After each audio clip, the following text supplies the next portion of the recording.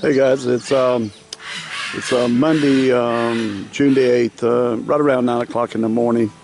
It's been a few days since I got a video made, and this is a video basically on being prepared, with what you're doing.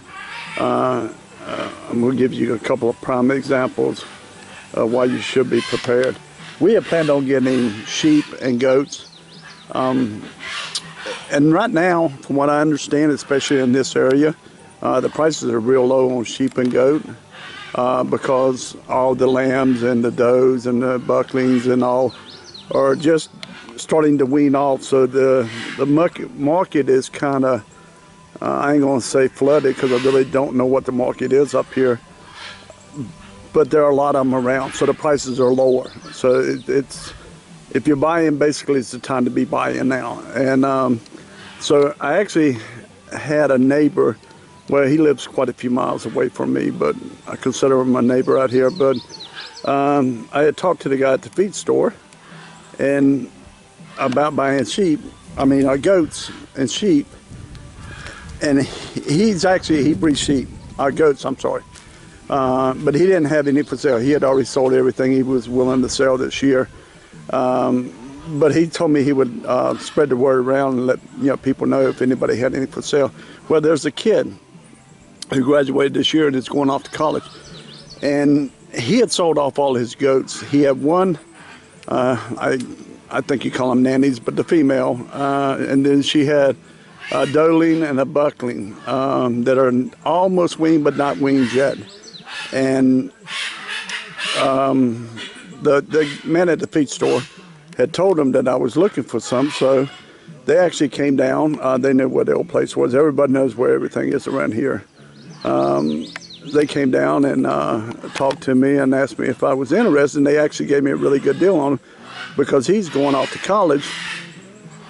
And he did it for 4-H in school. He raised goats, him and his brother both. His brother's already in college, but they both raised it, in 4-H in school. So they're actually Kiko Boer cross, and from what I understand, the Kiko is one of the most hardiest of the goats as far as parasite, not having to worry about parasite and health issues and stuff. So, and the Boer puts on a lot of good weight, meat-wise, and so they actually cross them. They breed them together to get the Kiko, to get the hardiness from the Kiko goat. And they get more weight from the Boer, but they don't have the health problems that Boers have with parasites. Apparently Boer goats have a lot of problems with parasites. They're susceptible to getting parasites really bad. But the Kiko kind of overrides all that, and actually you end up with healthier goats. So anyway, they offered them to me at a very good price, and I took them. I had already planned on getting them, but I just was not prepared for them. I didn't have a shelter built for them. I don't have the part of the property that I wanted to start with fenced in yet. And plus, I have to go back to Florida. I'm actually leaving. Today's Monday. I'm leaving Wednesday morning to go back to Florida to get my son and his wife and the twins and bring them up here. They're going ahead and moving up here now. And so I still don't have them ready, but when I bought them, I told them, I said, I'd love to have them. I said, I really want them, but unfortunately, I don't have time to get a pen ready. I don't have time to get a shelter ready. I said, so I'm going to have to pass. And he's like, well, he says, and this was the father, he says, we've already taken care of them. He said, they're already in a pen. He said, we already have plenty of feed to last them for a while. He says, I'm willing to, a month or so, whatever you need. I said, well, I won't need that long. He says, well, don't worry about it. He said, if you need a month, 2 months, whatever you need. He said, we'll work it out. Don't worry about it. So I actually went on and bought them. I was going to videotape it, but when I took and went out and bought them, my battery was dead on the camera. So I couldn't take any video of the goats. But as soon as I get back up here, well, the problem is I have no pen, I have no nothing. So I started a pen, and this is where it comes in being prepared. I started the pen. This is just a temporary pen. They're cattle panels, and they're 16 feet, I'm sorry. So they're 16 by 16. I think I'm actually going to extend that out to 32 by 16 to make it a little bit bigger, even though it's going to be a temporary pen. And then I've got to build a simple shelter. And I've seen a few on YouTube where you can actually make them out of cattle panels and a few 2x4s and some tin for the roofing. And they're real simple, real easy to make. And I think that's what I'm going to make as a temporary shelter right now. But anyway, this is a pen we started building here. And I didn't get it finished, but it won't take much to finish it once I get back, and then I can go get the goats out and get them up here. And then while I was at it, I was talking to a neighbor up the other end of the road who does Katahdin sheep. And I was just talking to him, like, I think it was about 3 days ago, because actually I had to go down to his place. I knew who he was. I never met him, but I had to go down to his place because when I had rode by his place, I think it was on Friday, a bunch of his sheep were out on the side of the road grazing, and he didn't even know they had gotten out. And I had asked him about if he sells his lambs or you know, breeders or whatever. But he does sell the lambs, so he's actually going to sell me you know, a ram and a couple of females that are unrelated. So I'll be getting them from him. But he says his won't be ready for about another month to 2 months.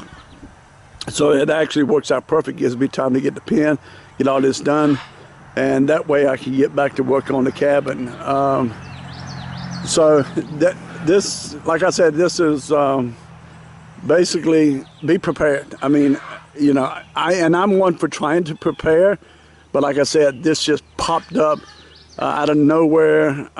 It was a good price on the goats, and you know, of course, the kid I didn't think was going to wait. I wasn't expecting to wait because he's trying to spend his summer before he goes off to college, and so he kind of wanted to get rid of it. He didn't want to be tied to the house where taking care of the goats, because from what I understand, the father, they were the kids' goats, so he was responsible for taking care of, which he did, what the father said. And I'm not a goat person. I'm not a goat herder or whatever. But they look very healthy to me. And oh, and by the way, after I bought the female and the two kits, I went right down the road because the buckling is related. So I needed another billy goat, or buck, or whatever, male, to breed to the two females. So I went right down the road, and there's another who is well known in this county or area or whatever, pretty old guy, but he's a big goat herder or a breeder or whatever, and he has Kiko and Boer cross. And so I actually went down and bought another male from him. And so it's almost weaned, and by the time I get back, it'll be weaned. So I'll have an extra male, a buckling, that I'm going to either sell or either trade off for some unrelated does or females, whatever they are. I got a lot to learn, as you can tell. But anyway, this is just part of what I'm talking about, being unprepared. You got to be prepared, because now I'm kind of in a crunch. As soon as I get back with my son and his family, get them moved in, I've got to get out here and get this pen finished up so I can get the goats here. Well, I'm going to cut it off for just a second, and I'm going to go over and show you what else that I bought unprepared again, and so that way you guys can see what I'm talking about. Be back in a second. Okay, I'm back. This is another example of what I'm saying about being prepared. We planned on, and we will be getting meat chickens and egg chickens for laying hens, and we'll buy chicks, and there's a lot of people up here to breed them. Then there's a couple of hatcheries not too far away, get better deals from a lot of the people that just raise them on their place. But we have a big tick problem up here. big tick problem. And so I need something to free range, which I planned on eventually. Just getting some chickens just to free range, and like guineas. And someone told me bannies were actually a good one too, just to turn them loose and let them free range, or just turn them in and lock them in at night when they come back to roost. But you gotta let them grow up in the chicken house, and then they are used to coming back to eat and to roost at night. So they'll come back in their chicken house at night. So you buy them really young, and they'll know to just keep coming back every night instead of roosting out in the trees where the predators would definitely get them. Well, I got so impatient because the ticks are so bad, and my grandkids are coming up here, and they're only 3 years old, they're twins, that I found a real good deal on bannies and guinea keats. So I actually went on and bought them, but I don't even have a chicken house. I don't even have a pen. But actually, as it is, these are so young, they can't go out yet. They have to stay in a tub, and they have to be kept warm until they start getting feathered out really good, which these are. And by the time I get back here, they'll be right at the age, or getting close to the age, to where they can go in a chicken house or in a pen. I'm just going to do a chicken tractor at first and have them in there, and then build a chicken house for them and put it in there.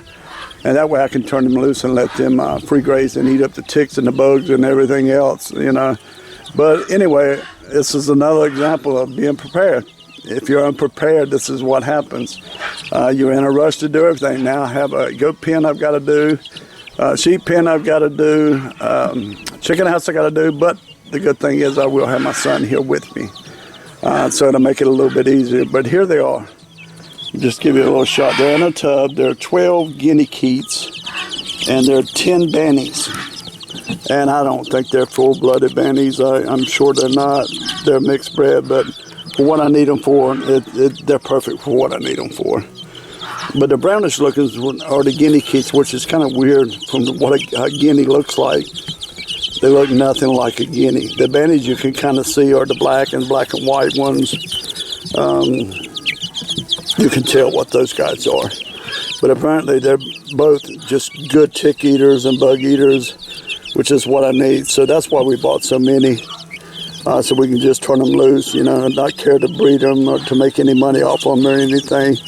And the eggs are so small, which you can still eat, and we will eat, but, they're mainly for pest control. But this is just another example, like I said, of being prepared.